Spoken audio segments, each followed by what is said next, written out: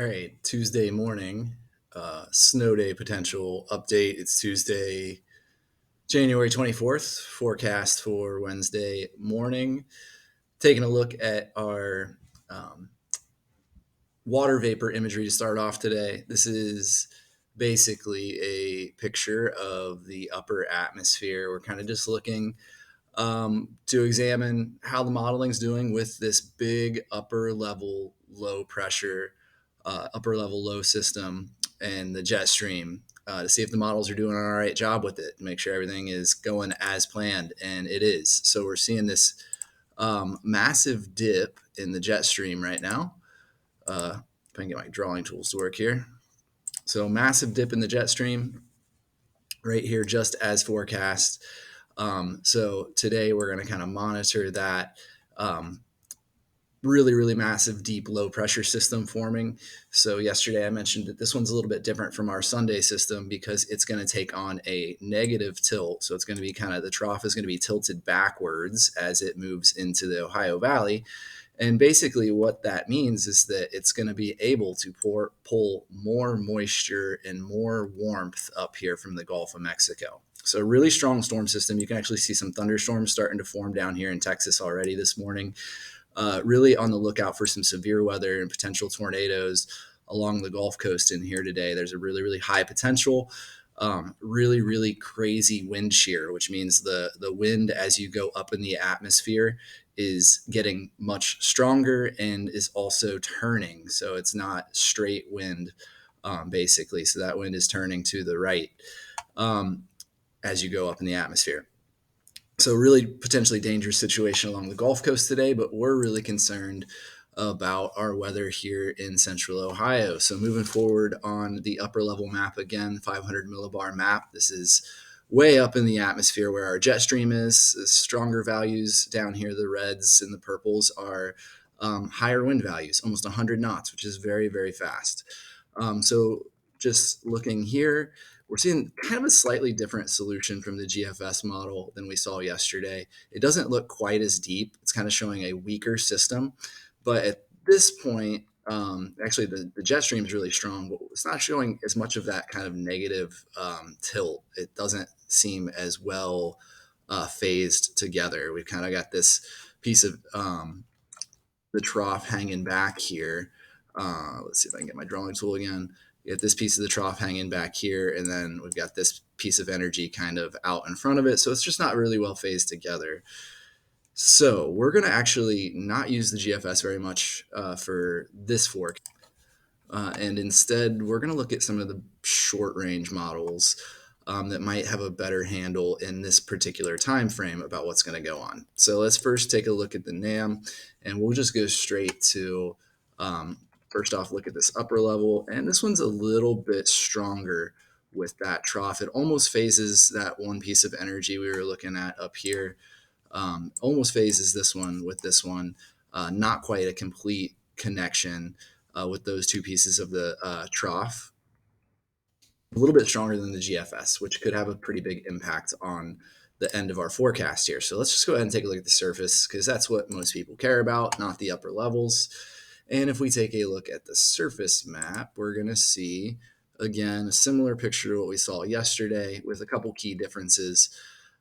Precipitation here, we are at about 2 a.m. right here, 3, 4, 5 a.m. In this picture, we're starting to see precipitation break out in central Ohio. We've got our thunderstorms down here, line of thunderstorms along the Gulf Coast continuing, and we've got a massive, massive area of snow, big snow shield kind of up north of the low right in here. Okay, so really heavy snowfall rates in all that area that I just kind of highlighted in red there. It's our cold conveyor snow. So let's go ahead and take a closer look at our region and what's going on with this particular model, and then we'll compare it to some other models and try to see what's realistically going to happen. All right, so zoomed in on the Ohio Valley now. We're going to watch that same progression. Remember, this is just one model solution. It's not a guarantee of how it's going to happen, how it's going to play out. And what I kind of expect to see here, and this model is kind of showing it, is as this low pressure system approaches, I think there's going to be a really strong band of snow kind of on the nose of our low level jet stream. So a couple thousand meters up in the atmosphere, there's going to be a really strong jet stream. And right on the nose of that, I expect some really intense snowfall rates. And as you can see, it moves from this is at 2 a.m. to 5 a.m. here. It moves from kind of right along along the north through the Ohio River up into the central Ohio region. Okay, so we're right at 5 a.m. here with this heavy snowfall kind of starting to impact the central Ohio region. If we take a look at some of the other models now, so I'm going to switch over to a different short-term model that's really good at short-term forecasting and kind of see how this is depicted a little bit differently on that particular model. So this is the HRRR or the HRRR model, as some meteorologists like to call it. So when it snows, the HRRR goes burr. But right here, we're noticing some key differences in how this higher resolution model. So basically, this is just like the difference between playing a PlayStation, what are we on, like 5 now, versus old Nintendo. It just has a higher resolution, so it's not like as pixelated, basically. Doesn't do very good in the long range, but in the short range, it does really good. So inside 24 hours now, this should be a fairly reliable model. We're seeing like a little bit more of a western extent of the precipitation in this really strong band. So this is actually at 4 a.m. now. The strong band is kind of situated over central Ohio. We're seeing some pretty heavy snowfall rates in there. So there's decent agreement on this. It has definitely, these short-term models have shifted this threat a little bit further to the west, whereas yesterday some of this banding was kind of extending a little bit further in this time frame into eastern Ohio, and we're seeing less of an extent of that now. So the threat has shifted just a touch west, with some of these short-term solutions coming up with kind of a stronger solution than earlier forecasts. Still, though, the general story here, looking at these higher resolution models, is going to be kind of the same as what we were looking at yesterday. We can see at the onset of precipitation here, there's some greens and some pinks mixed in, suggesting that right at the start of this event, there might be some mixed precipitation. Now, I don't think it's actually going to be mixed at the start. I'm more concerned that at the start of the event, if we look at our atmospheric sounding again, which is the profile of temperature and moisture as you go up in the atmosphere, this is like an imaginary weather balloon being launched. So remember, yesterday I was talking about this important blue line right here.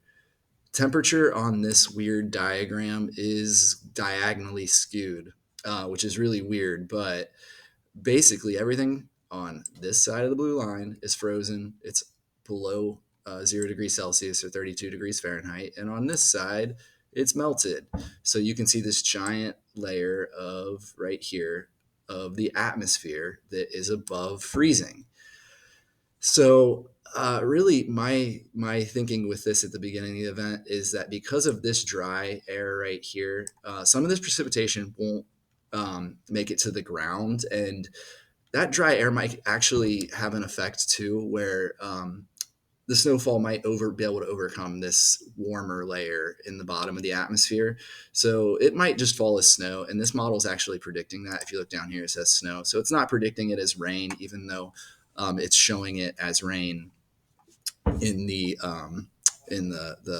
map. So the other thing that I want to point out about this, so that dry air could kind of reduce snowfall rates just a touch as well. But what I want to point out here is this model is showing these two yellow lines right here. These two yellow lines, this model shows the area where snowfall really likes to grow. We call it the dendritic growth zone, which is a really fancy word for big snowflakes. In this region of the atmosphere, snowflakes grow really well. So the other thing that we're seeing is this right here. And I know this is a really heavy meteorological video for the people that are mostly concerned with this, but this is lift in the atmosphere. The red values are showing that there's more lift. So parcels of air, these giant cubes of air, are being pushed upward. You combine lift with the right temperatures and the right moisture in the atmosphere, and we're going to get really heavy snowfall rates. So this particular model is showing that band being really, really strong. Um, so even though our temperatures are a little bit on the suspect side, what we could see here with this is, and again, still this layer is pretty deep.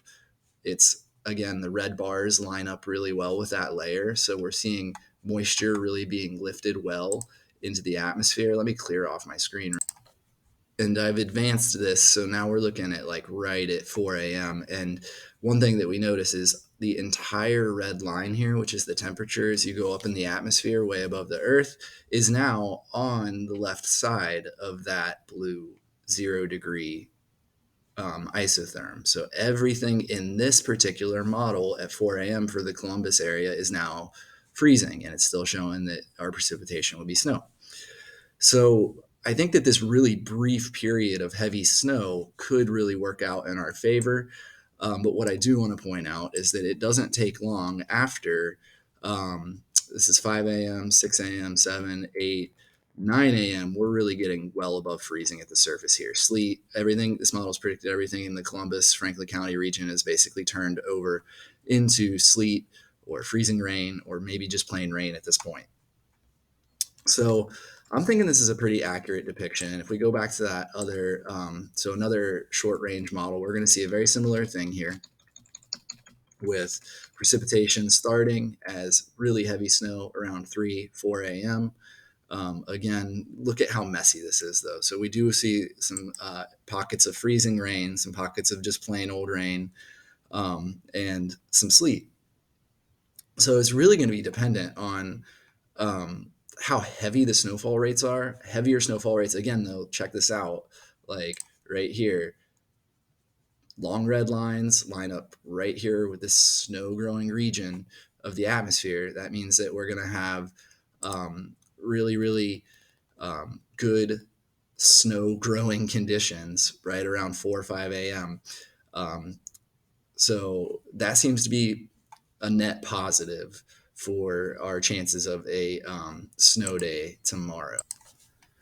So overall, just by looking at some of these short-term models and how they're consistently depicting this kind of really strong band of snow coming in before the low pressure system, I do think it's probably safe to up percentages now to probably 50 to 60% shot of a snow day tomorrow morning.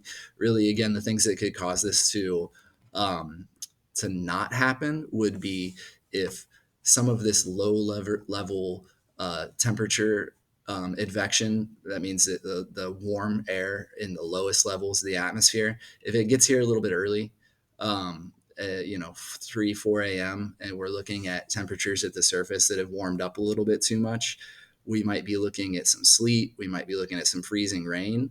And if the surface of if the road surfaces are well above freezing, then we're just going to end up with kind of wet roads in the morning. And that's possible. I don't want to throw that solution out yet. I definitely think that's possible. But I'm kind of leaning more towards it's going to be pretty messy around 4 or 5 a.m. With the really high rates of snowfall that are expected. I would say we might have a better chance of the heaviest snowfall missing us to the west than we do of this being more of caused by the rain. What I will say, though, is that in districts making decisions, I think that some of the rural districts and smaller districts will wait and opt for a 2-hour delay tomorrow before they call it because, I mean, by 8 or 9 a.m., we might be dealing with just wet roads. We could have a really rapid melting of all of the snow at the surface, particularly on road conditions that are going to be a little bit warmer than your grassy surfaces. So if a lot of districts wait and go with the 2-hour delay, they might not have cancellations. So what would be kind of worst case scenario is that bigger districts don't cancel. We do get the snow and it stays on the ground on the roads at 7, 8 a.m. when buses are getting out. That would be kind of a real messy situation. So I would say we're looking at like about 60% chance of cancellation for most of us here in Southwest Franklin County. All right, I've talked enough. I'm going to stop now. So maybe afternoon update if I got time later today. We will see. If anything changes, I'll make another video. All right, have an awesome day.